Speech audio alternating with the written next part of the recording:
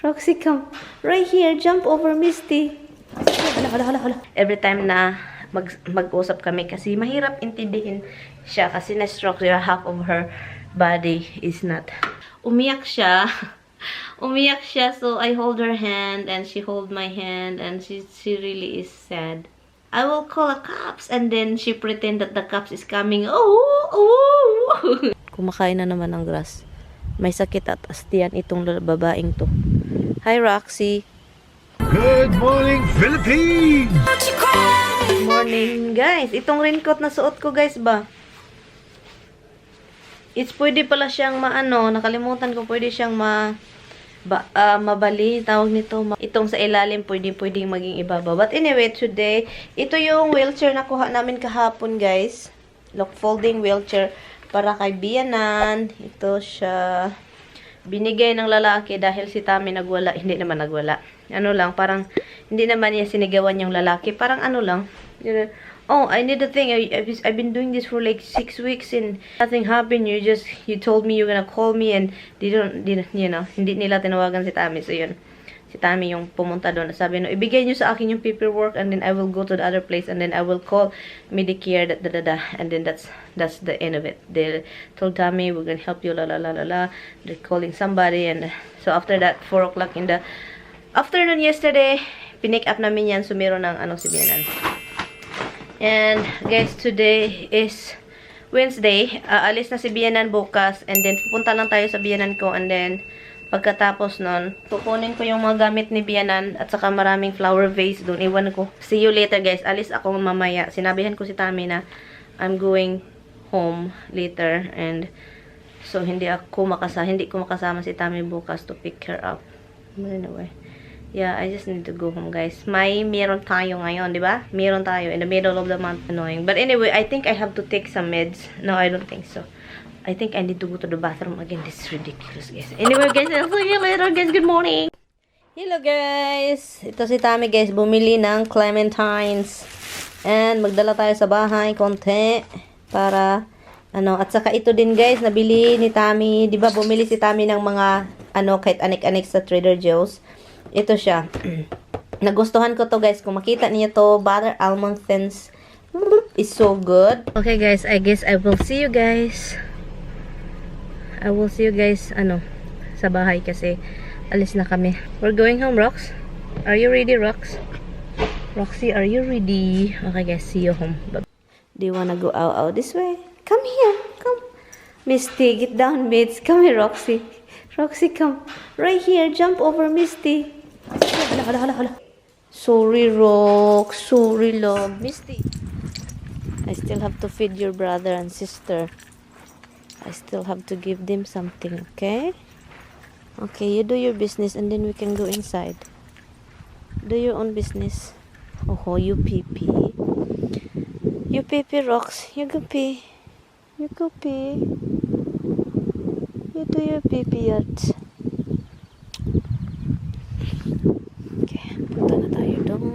Tired, mates?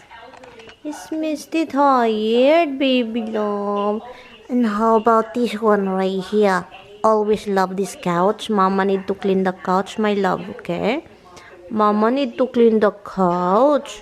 Mama need to clean the couch because you're always over there. You're always over here. You're always over here. I love you. I love you too, baby love. Hi, little bugty. I don't think we've lost it. We've lost our compassion for other human beings. Can everyone please indulge me? Everyone in this studio audience and everyone at home, look to the person on your right or left and give them a... Oh, guys. Diba, aalis na si Bianan tomorrow. Hala, wag nating sabihin kasi may turkey sa sa backyard namin, baka si Roxy magwala. Kaloka naman yung turkey sa backyard. Anyway, so alis yung Bianan ko bukas sa nursing home. And merong matanda doon. Mabait siya. Okay, mabait yung matanda, as in, na-stroke siya. Galing siya sa ibang bansa. And pumunta siya dito, nakitira siya sa cousin or kapatid niya. So, hindi ko alam kung saan siya galing. And, so, itim siya, guys. And sobrang bait niya. Kasi kahit hindi ko siya maintindihan, nag-uusap, kinausap ko siya palagi. Kasi, hi, ganyan-ganyan. Kinausap ko siya, and then I try my best to understand here. Every time na mag-usap kami. Kasi mahirap intindihin siya. Kasi na-stroke siya, half of her body is not functioning. And hindi nag-function yung left side niya. And yung buo niya. So, magsalita siya, sobrang ano. And tinanggal niya yung postiso niya. So, para hindi niya matulon. Hindi niya maswallow ba while sleeping or something. So, I told her, we're always like nice to her. Every time she want to go pee, she keep calling the CNA, and they won't come. So, I have to call them. And of course, the CNA get annoyed because I have the visitors always telling them like, oh, somebody need to pee, because hindi nila tinutulungan agad. Magtago sila. They have to wait for like 10 minutes. Kapag may umihi, magtatago sila. Yun ko. But after that, I kept helping her. I kept like telling everyone that she want to go to the bathroom. La la la la la. I don't care if they get tired. Yung mga trabahante doon, but I don't care. It's their job.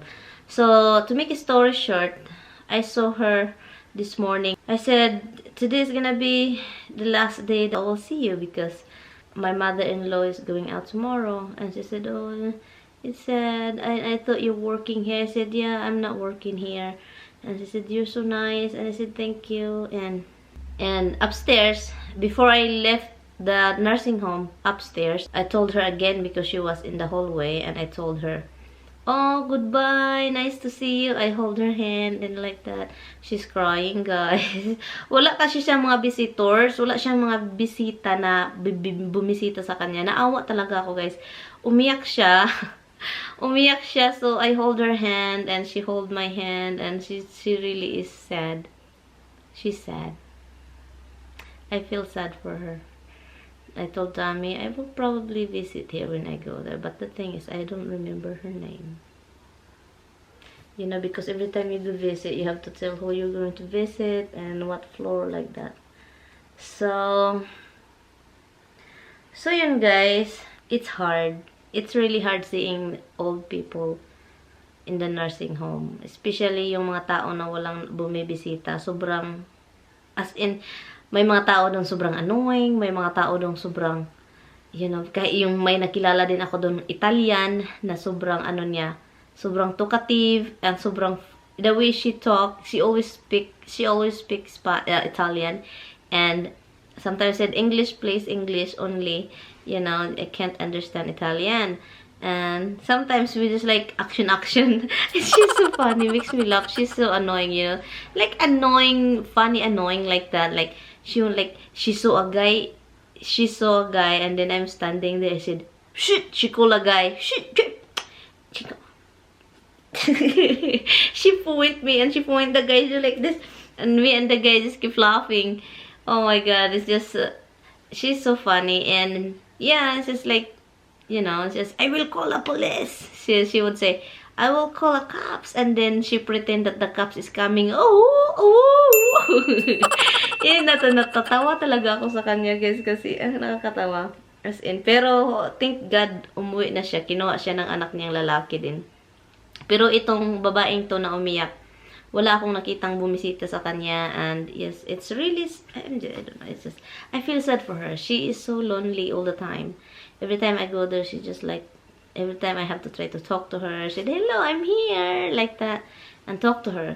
And she umiyak talaga siya, guys. Tinawagan ko agad si Tommy, umiyak yung matanda. May dalawang old ladies over there na wala akong nakikitang bumisita. Yun siya. Pareha sila na, may pagkapareha sila ba ng mukha. Yung braided yung buhok nila, ganun. And pareha sila, and then pareha sila, wala akong nakikitang bisita. Pero yung isa yung kausap ko palagi, kasi yung isa palaging lumalabas sa day room, and lumalabas at saka palaging sinasabihan ng mga CNA, huwag kang lalabas. Sabi ko, uwi na ako. So hindi ko siya palagi makausap kasi magwala. So yung isa sobrang quiet, and then siya, gano'n, kausapin ko lang siya, as in, Yan, naawa lang talaga ako guys, as in. Pero thank God, makalabas na yung biyanan ko bukas. And today, umuwi ako dito. Hindi ko sana dalhin yung aso. Pero, and then babalik ako doon para bukas. Kami ni Tami yung magkuha sa biyanan. So, sabi ko ni Tami, I have to go home. Sorry. So, siya na lang yung kukuha sa biyanan ko. Pero I will try to call Tami. I will try to ask him if I can go there, you know, tomorrow morning to give him company and use my car because it's lower. It's not hard for my mother-in-law to climb the car because yung sasakyan kasi ni Tami mataas, diba?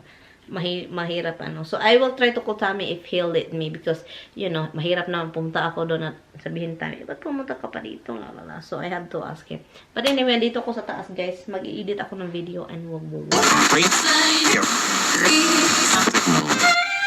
No, I'm not a writer. Okay.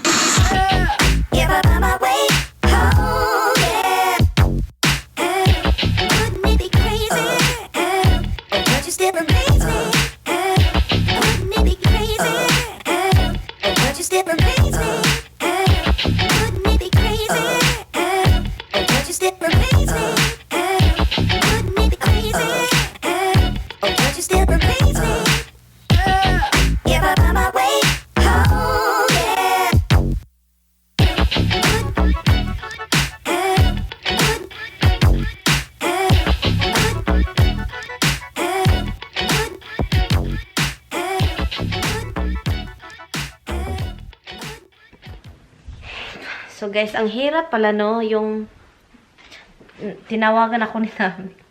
Ang hirap pala pag mag-transfer ng pasyente. Mahirap guys, yung binan ko, ang hirap, ang daming asikasuhin, mga records, mga anik-anik dyan. Hi guys! Hello baby! Let's go out. Do you wanna go out baby? Yes, let's go out. Time to cut the grass na naman. Di ba, Rox? Di ba, Mitz? Oh my God. Walang katapusang cut-cut. Right, Roxy? Roxy, walang katapusang cut-cut, Rox? Cut-cut. Hello, Mitz. Nagtanim ako dito ng ano, guys. Yung ano ng pusa. Ang ibig kong sabihin guys is mahirap na ano yung anuhin yung mag-transfer ng ibang location, yung mga dialysis, yung mga ibang doktor na naman, ibang mga doctors, you know. So mahirap ang daming chichiborichi. And yun. And hindi lang yun para akong na-stress din sa pag-move kasi ang daming gamit. I mean hindi lang kay Tami, kay biyanan. So yun, parang nakaka-stress din yun. And yun, kaloka. Hindi ko alam. Ginaw-ginaw yung hangin. Okay naman yung temperature, 66 degree. Pero yung hangin, ang ginaw. I changed the couch. Daawin na naman, nakatalikod na naman siya sa kitchen. So may space na naman tayo dito. Yan lang ako guys. Mahilig ako mag-arrange lagi guys. Mahilig ako balhin-balhin ng mga butang. Time check, it is 8 o'clock. Umulan guys. I was outside. I was in our front yard. And yeah, nasa front yard ako kanina. Nag-ano ko. Ay, ginoo ko. Itong dalawa. Hoy! Dimples, Habs. Dimples. They're like running around. Guys, tignan nyo guys. Mahangin na sa labas. Okay, do your business. Magpipi muna sila para lang may bagyo na naman guys. Ulan. Ginaw guys, ginaw. Dupi. Go Pipi. Come here, let's go. Come here, let's go. Hangin guys. Let's go. Come right here. Come here. Go Pi. Roxy Pi. Hindi ko na kayo palabasin mamaya. Ayun, ginaw. Oh, ginaw.